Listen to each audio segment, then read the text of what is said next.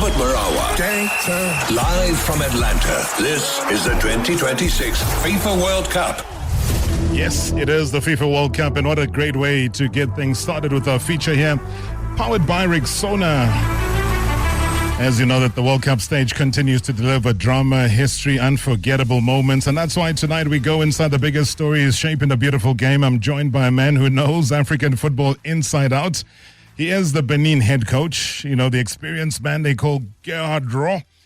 From the rise of African nations on the global stage, the challenges of competing against the world's best. We look at how the continent's teams are making their mark at this World Cup. We saw last night, and we can't pretend that we didn't see, Ghana being robbed of what was supposed to have been a penalty, and multiple other things. But we're investing a lot here, guys. We're investing our sleep, or the lack thereof, to watch. And so when we watch injustice like that, it really angers one. I mean, I saw Colombia playing out of, I don't know if there's even a word to describe. When you're playing out of your skin and you're just giving your everything to a football match, that's exactly what they were doing. DR Congo, they tried, they held on. Goalkeeper did an excellent job. But hey, in the end, Colombia, squeezing past the resilient DR Congo, 1-0, booking their place in the knockout stages. So let me, for the very first time on MSW, welcome Gerard onto the radio. Coach, thank you so much for your time. Good evening. Good evening, everybody. Thank you for calling me. I'm happy to speak with you about the African football. I was myself in New York for a few days. I could see some games. I could see the France-Senegal game. I could see the Morocco-Brazil game and the Ivory Coast-Germany game. So I could see it in New York and in Philadelphia. Well, you've traveled quite a bit, though, as far as the World Cup is concerned, Gerard. What has stood out for you? I mean, it's been a World Cup where many people have, criticized different things, hydration breaks, the VAR. I know Carlos Queiroz said last night that the VAR went to have a little bit of coffee. What for you has stood out, and what has frustrated you, and what have you loved? Yes, what I loved in the US is the atmosphere. They make really a show about the football, around the football, the big sound in the stadium, a lot of loudspeakers, a lot of noise, good music. This is interesting. Nice stadiums also. And what I love at first is the football, because we saw good games, and the African teams did, most of them did good things. I think that the only team who was a big disappointment is Tunisia, because really they made two very bad matches. But the matches I saw in the stadium from Morocco, it's very, very good match. They even could beat the big Brazil. I think everybody saw it. Then the match they made, Ivory Coast against Germany, was also a good match, and they lost, unfortunately, in the last minute.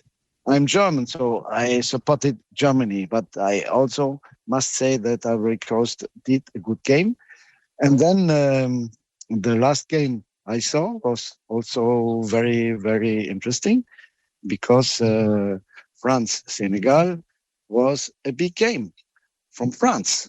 A little bit disappointed from Senegal, that's true. They like African champion, perhaps, we are not sure.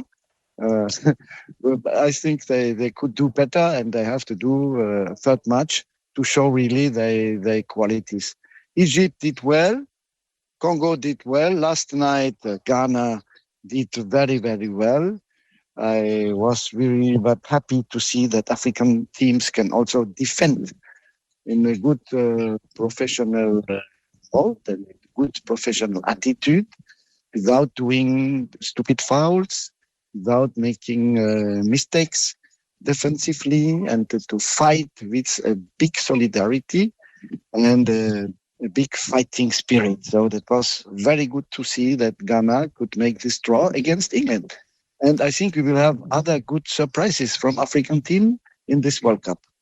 Well, we got 10 nations this time, Gerhard, which is obviously history. We've always fought for more than 5. We've got 10 now, double the number. who do you think will survive and who will go the furthest? Would it be Morocco again, or do you think there might just be a little bit of a surprise? Yes, I think Morocco will go far. That's sure. They have really collectively one of the best teams. They are already number 6 in the world in the FIFA ranking list. So what I saw from Morocco in the first game was great.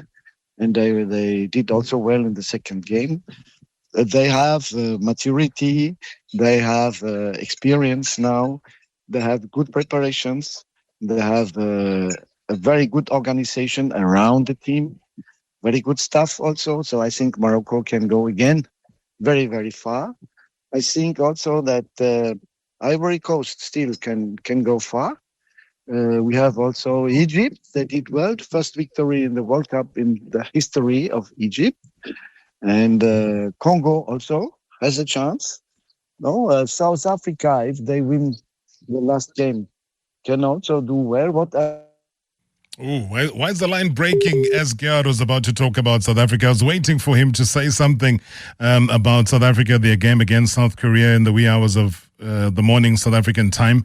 Collective football they played in the qualifiers for the World Cup.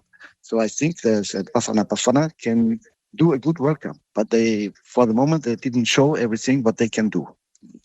Gerard, tell me, last night, we all saw the Ghana game. You've just mentioned how well they defended. Was that a penalty? Oh, sounds like the heartbeat there with Gerard, one of the most decorated coaches in world football. Let me hear if he is still on that line. Gerard, sorry, just having a little difficulty here and there. Yes? Yeah, about the penalty, for you, was it a penalty? What's your thoughts about VAR then? It really means on many occasions that the VAR system is letting, football fans down globally, especially within the African nations. All right, so the Gerard draw, hopefully, and I do hope though, because I've always wanted to chat to the man, but it just looks like we got connectivity problems. He did talk about traveling, but we will get him back on the radio sometime during this FIFA World Cup, because I really love his refreshing thoughts, and is a very straightforward talker. I mean, this is a guy who's no stranger to African football. I mean, he's coached the likes of Burkina Faso. I mean, he's been there with Nigeria. If you remember well, for quite a period of time, he was the Nigerian Super Eagles coach. He's been with Gabon, Niger, and now is currently coaching Benin. Super quality coach who says has been in and around the likes of New York. He loves what he's seeing. But hey, guys, a big day for Bafana Bafana.